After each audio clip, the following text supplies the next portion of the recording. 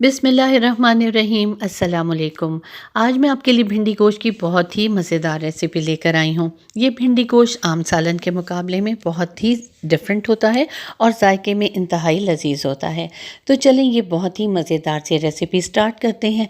लेकिन उससे पहले अगर आप मेरे चैनल पर नए हैं और आसान रेसिपी सीखना चाहते हैं तो इसे लाइक और सब्सक्राइब करें, बेल आइकॉन को प्रेस करें ताकि नई वीडियोज़ का नोटिफिकेशन आपको टाइम से मिल जाए। कमेंट सेक्शन में कमेंट ज़रूर दें।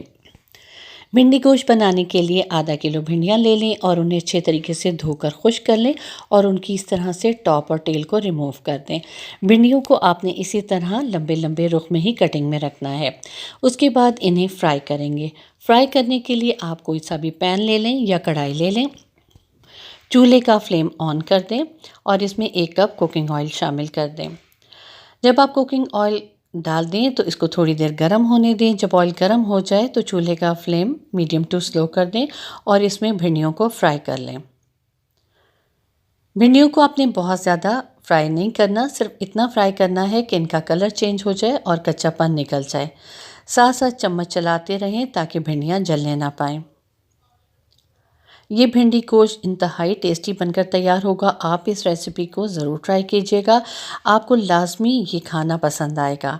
आपको ख़ुद भी पसंद आएगा और आपके घर वाले भी आपकी बेहद तारीफ़ करेंगे। ये देखें भिंडियाँ काफ़ी हद तक फ्राई हो चुकी हैं। इनको ऊपर नीचे पलटते रहें ताकि जो बकिया भिंडियाँ रह गई हैं वो भी फ्राई हो जाएं। जब आपको लगे कि भिंडियाँ अच्छे से फ्राई हो गई हैं तो इन्हें किसी बोल में निकाल लें। अब एक प्रेशर कुकर ले लें और इसमें बकिया ऑयल शामिल कर दें। चूल्हे का फ्लेम मीडियम टू स्लो रखें। 1 अदद बड़ी प्याज को स्लाइस कर लें और उससे इस कुकिंग ऑयल में डालकर फ्राई कर लें। 2 से 3 मिनट तक आपने प्याज को फ्राई करना है। बहुत ज़्यादा गोल्डन ना होने पाए। जब लाइट गोल्डन हो जाए तो इसमें आप गोश्त शामिल कर दें। गोश्त भी आधा किलो है। आपने ध्यान रखना है कि जितना गोश्त होगा आपने उतनी ही क्वांटिटी में भिंडियाँ रखनी हैं। आप मटन या बीफ दोनों का इस्तेमाल कर सकते हैं। चाहें तो इसी रेसिपी को चिकन के साथ भी ट्राई कर सकते हैं। अब गोश्त को आपने 2 से 3 मिनट तक अच्छे से फ्राई करना है। 2 से 3 मिनट गुजर चुके हैं। गोश्त अच्छे से फ्राई हो चुका है। अब इसमें 2 टेबलस्पून अदरक लहसुन का पेस्ट शामिल कर दें।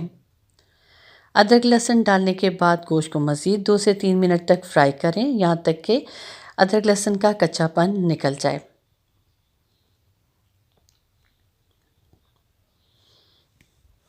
ये देखें गोश्त अदरक लहसुन के साथ अच्छे से फ्राई हो चुका है। अब इसमें 2 कटे हुए टमाटर डाल दें। टमाटरों को भी 2 से 3 मिनट तक इस गोश्त के साथ फ्राई करें ताकि ये नरम हो जाएं।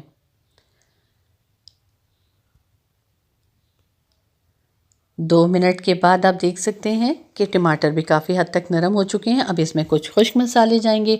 1 टीस्पून सूरख मिर्च पाउडर, हाफ़ टी स्पून हल्दी पाउडर, 1 टीस्पून नमक और 1 टेबलस्पून पिसा हुआ धनिया।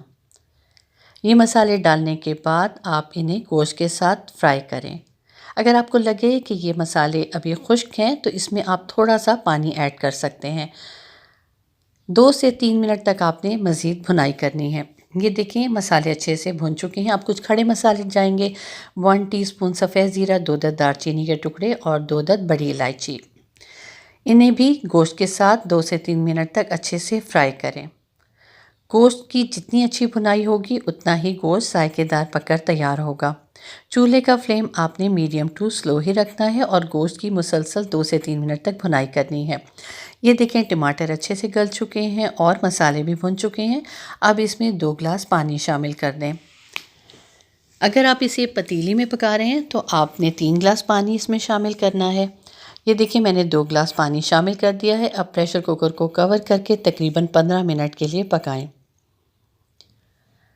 अगर आप पतीली में पका रहे हैं तो आपको 20 से 25 मिनट लगेंगे गोश्त ताकि अच्छे से गल जाए। 15 मिनट गुजर चुके हैं। मैं प्रेशर कुकर का ढक्कन हटा के देखती हूँ। गोश्त बहुत अच्छे से गल चुका है और गोश्त की यखनी भी निकल आई है। अब इस यखनी में आपने भिंडियों को मज़ीद पकाना है।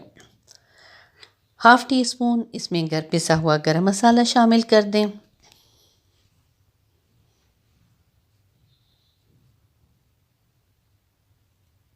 साथ ही इसमें फ्राई की हुई भिंडियाँ भी डाल दें। भिंडियाँ फ्राई करते हुए काफ़ी हद तक गल चुकी थी, इसलिए आपने चम्मच को बहुत आहिस्ता से चलाना है ताकि भिंडियाँ टूटने ना पाएँ। बिल्कुल हल्के हाथ से भिंडियों को इस गोश्त और यखनी के साथ मिक्स करें और कवर करके 5 मिनट के लिए स्लो फ्लेम पर दम पर रख दें। जब ये भिंडियाँ यखनी के साथ मज़ीद पकेंगी तो बहुत ही जायकेदार खाना बनकर तैयार हो जाएगा। 5 मिनट के बाद आप इस सालन को बोल में निकाल लें। ये देखिए मैंने इसको बोल में निकाल लिया है। ऊपर से सब्ज़ धनिया और सब्ज़ मिर्चों से इसको ज़रूर गार्निश करें। इंतहाई जायकेदार भिंडी गोश्त बनकर तैयार हो चुका है। इसे गरम गरम घर की बनी हुई चपाती के साथ सर्व करें। यकीन मानें ये इंतहाई जायकेदार खाना आपके घर वालों को बेहद पसंद आएगा। आप इस रेसिपी को ज़रूर ट्राई कीजिएगा। कमेंट सेक्शन में कमेंट्स दीजिएगा कि जब आपने इस रेसिपी को ट्राई किया तो ये कैसी लगी। मुझे इजाज़त दीजिए। अल्लाह हाफ़िज़।